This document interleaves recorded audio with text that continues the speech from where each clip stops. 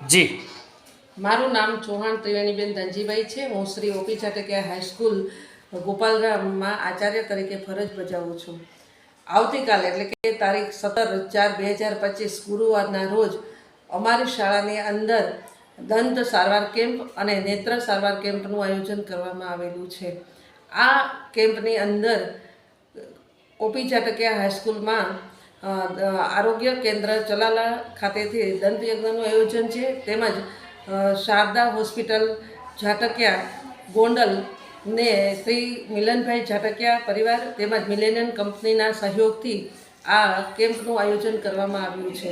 હવે આ કેમ્પની અંદર દાંતના દરેક દુખાવાની સારવાર તેમજ તપાસણી કરવામાં આવશે, તેમજ નેત્ર કેમ્પની અંદર મોતિયાઓ છે તેમજ કોઈ અન્ય કોઈ પણ રોગો હોય એની તપાસણી કરી અને સારવાર કરવામાં આવશે।